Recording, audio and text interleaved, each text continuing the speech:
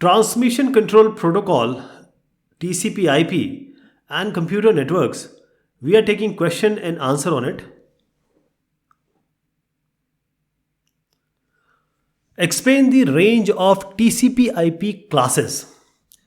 So in TCP/IP, it defines 5 classes of IP addresses. They are named as Class A, Class B, Class C, Class D, and Class E.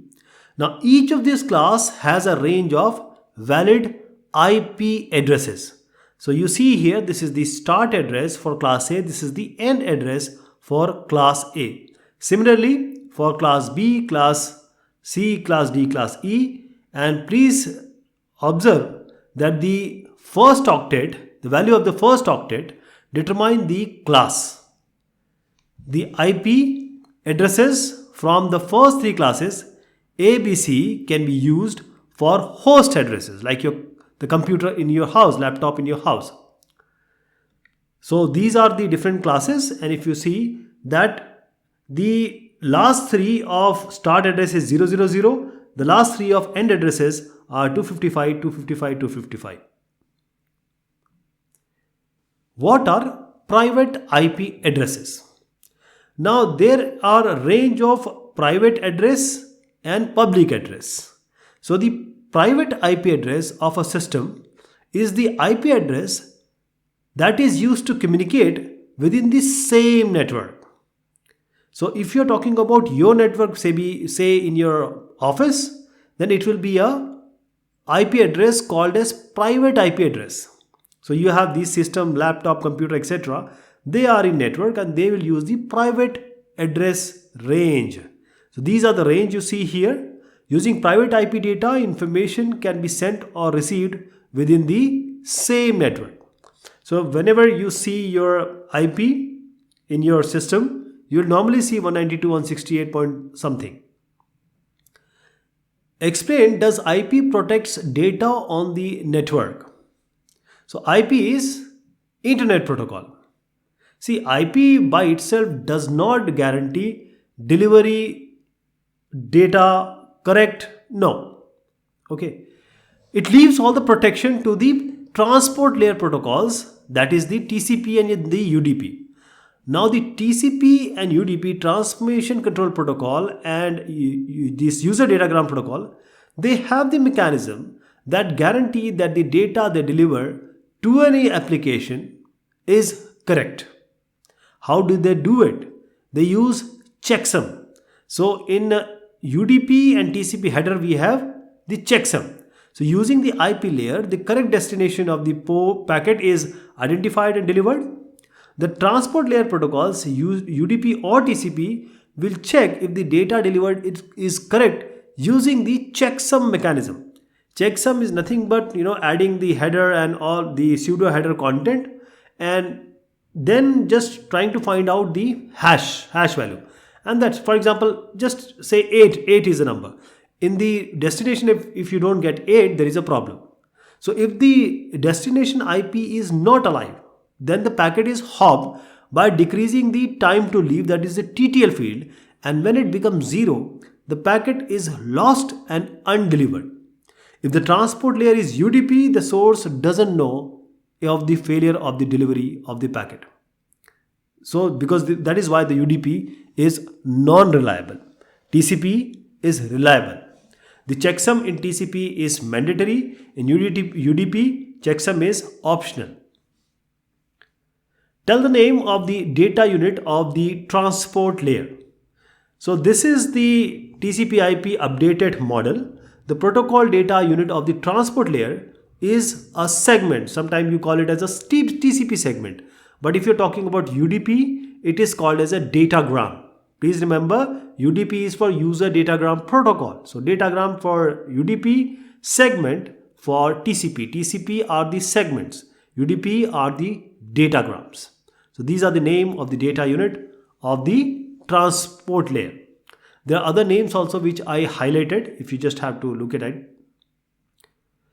The second question, same thing.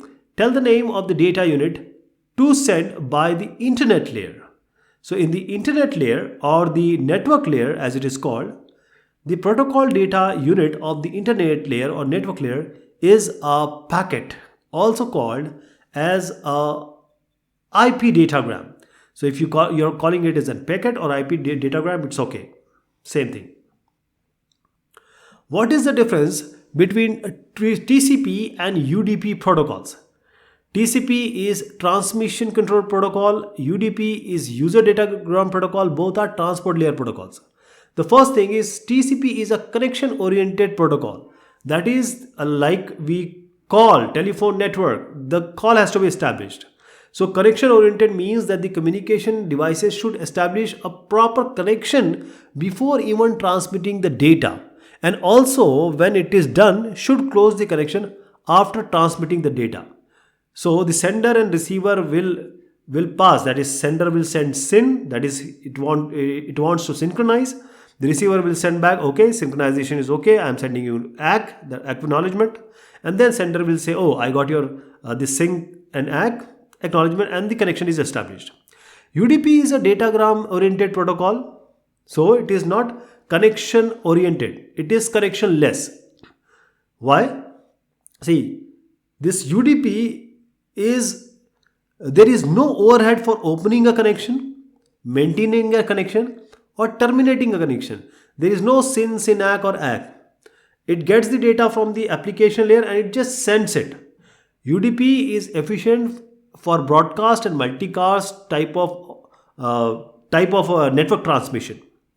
It is very efficient. It is just that gets the data, it sends to the port it wants, and it doesn't care about the data whether it is received or not. The second thing is TCP is reliable. How it is reliable? The reliability, because TCP is guaranteeing the delivery of data to the destination router.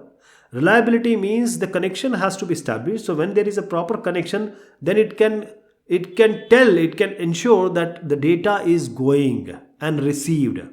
The delivery of the data for destination, it is not guaranteed in UDP. In TCP, it provides extensive kind of error checking mechanism.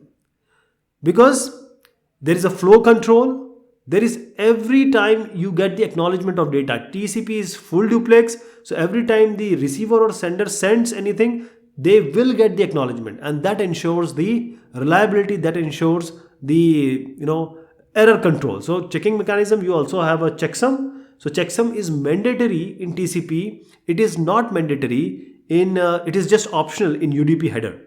So UDP has only the basic control mechanism using checksums, but it is optional.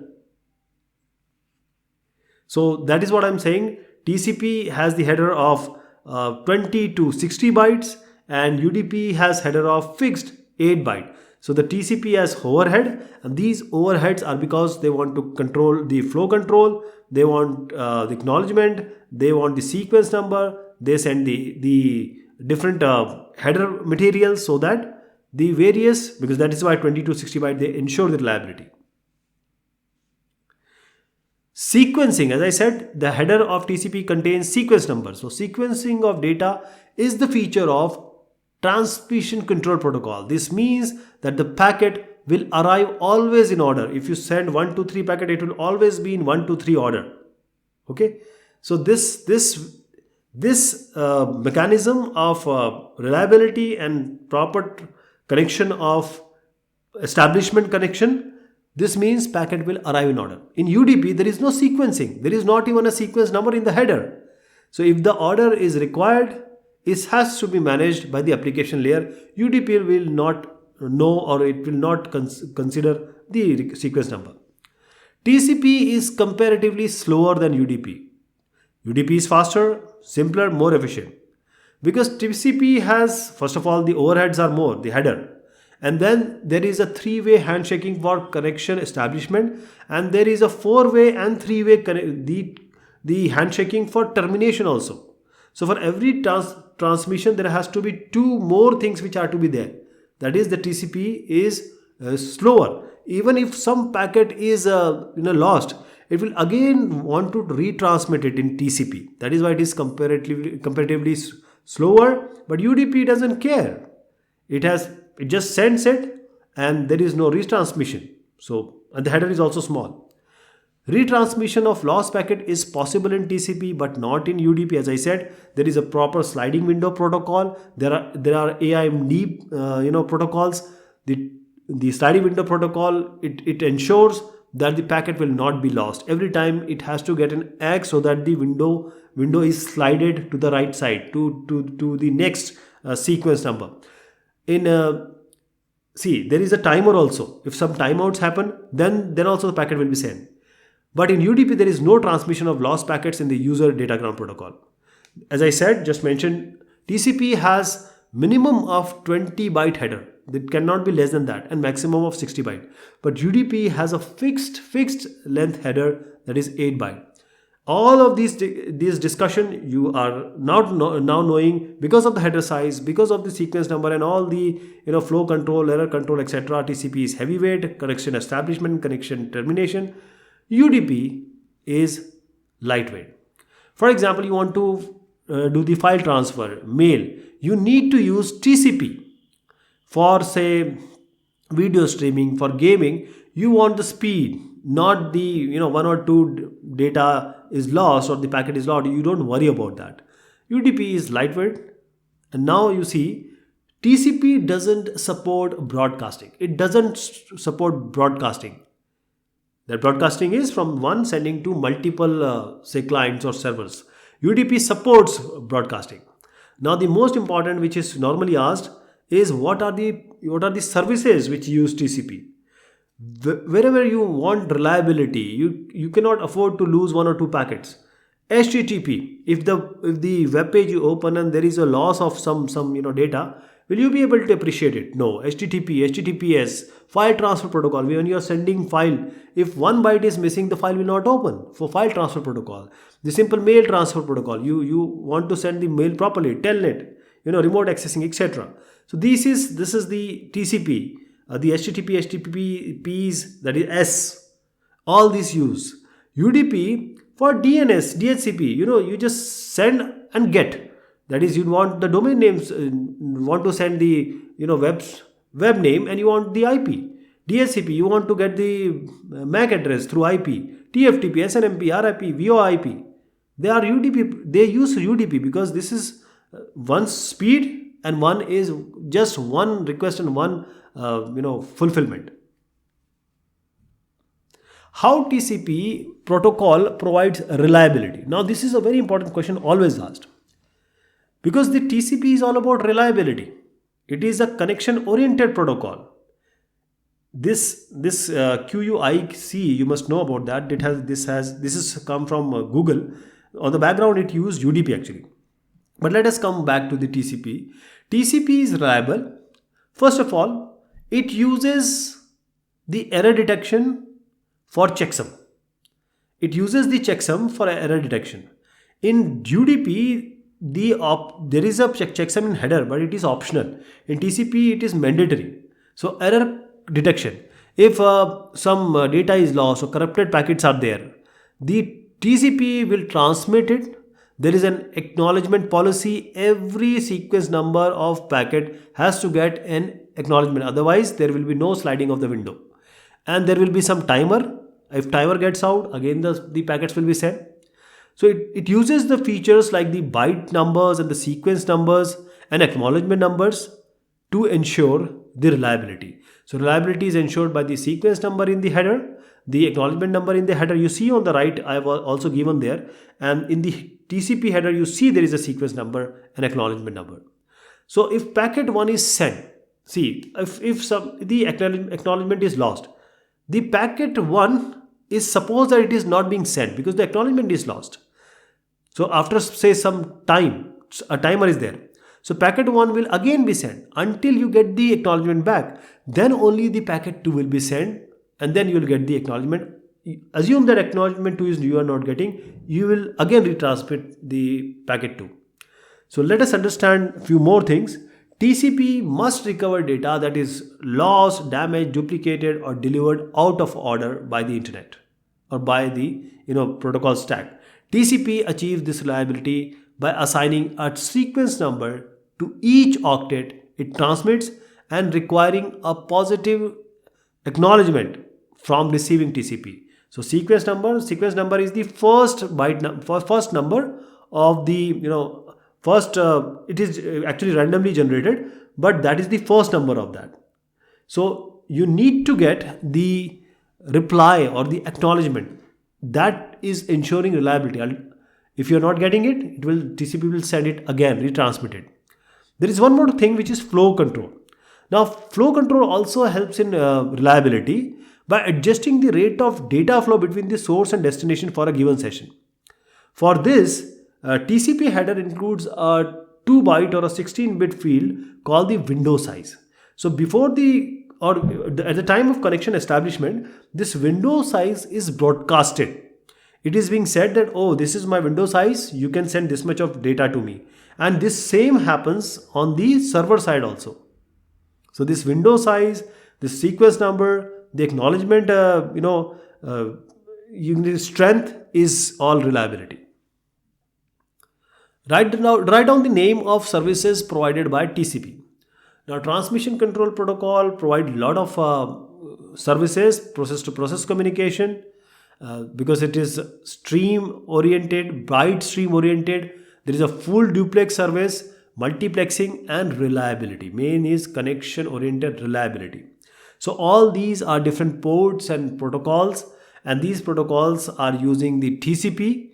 That is, for file transfer protocol, 21 port is used, HTTP 80 is used. If you are using HTTPS, that port will be 443. For SMTP, it will be 25. For mail, of course, you are sending mail every time, now and then. So these are the port numbers.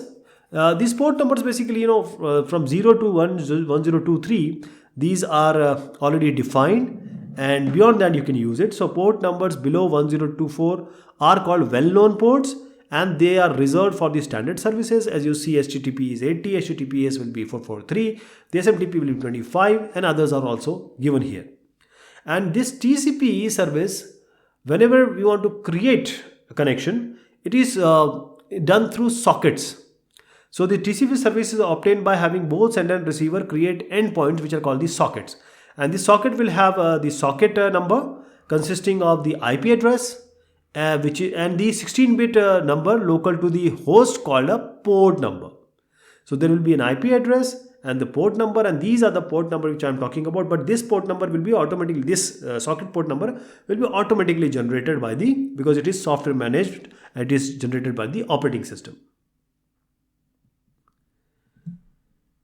Explain TCP protocol header format. So TCP header is very important, because everything in the header does something, and that provides the reliability, the error control, and the flow control. So the header, that the other part is payload, called the data. First part is header. Header can be 20 to 60 bytes. The actual data, the stream is here. The minimum size is 20 bytes. It cannot be less than that. The maximum size is 60 bytes. First one is the source port number. Source port number. So sender receiver. So sender will have a port number. So that is the port number, and that port number will be automatically generated, given by the operating system, from 5000 to 6500, like that. Destination port number, of course, you want to go get to connect. You are trying to access HTTP. That will be 80. So that will be a destination port number.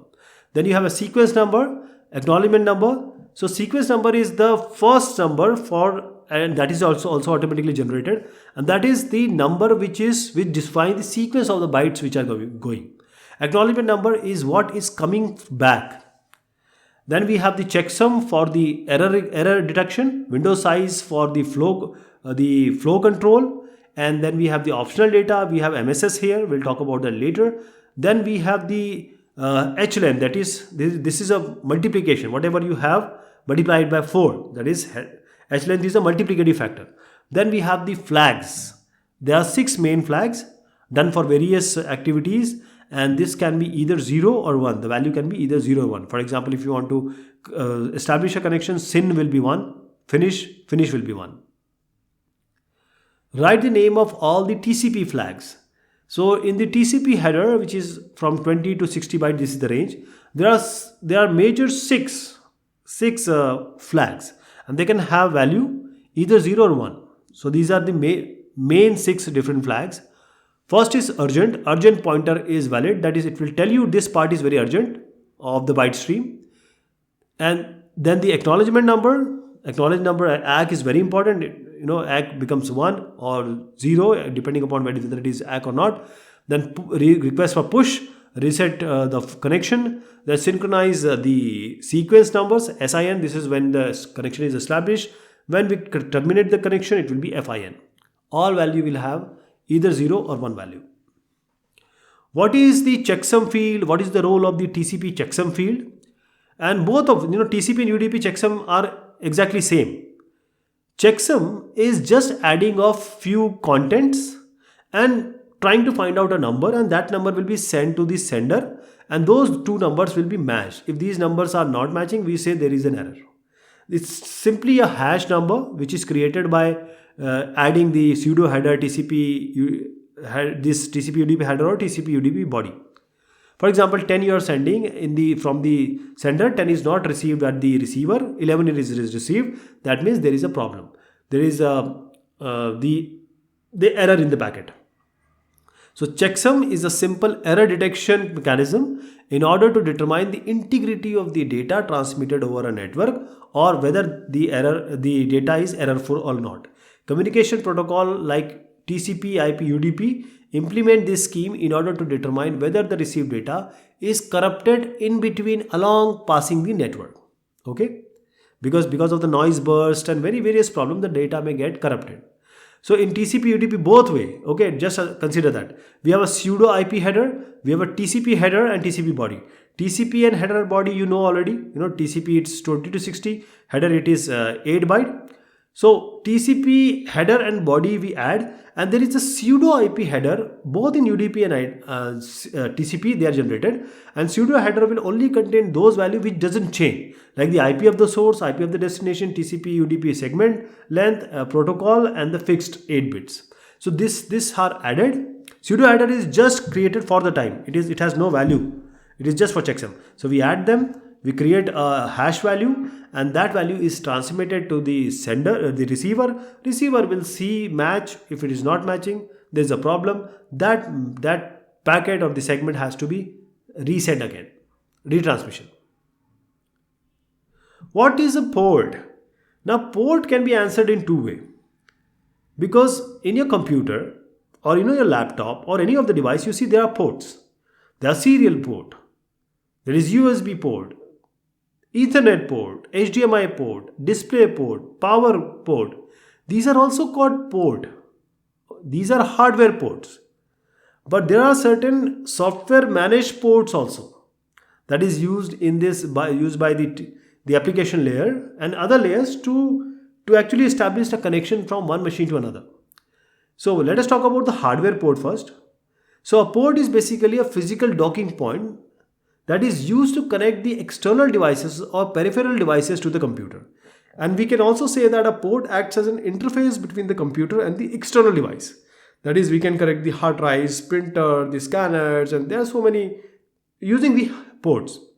But now the port I am talking about, there can be a different answer. The port is a virtual point where a network connection start and end. The ports are software based and managed by the computer's operating system. It is that TCP IP or other stack in your operating system. Each port is associated with a specific process or service. For example, the 80 service is for HTTP, 443 for HTTPS, 25 is for FTP. SMTP, 25 is for SMTP. So these are the numbers, and these are automatically generated by the operating system. Okay, so this is the difference, and you need to answer both of them in order to get the correct answer for port. UDP also uses certain port. These are also automatically given. Below the 1024, they are automatically defined. They are permanently defined. Above 1024, they can be, any number can be given to you. Write the name of the well-known ports used by TCP. This will take in the next discussion. Till then, thank you so much. Take care of yourself.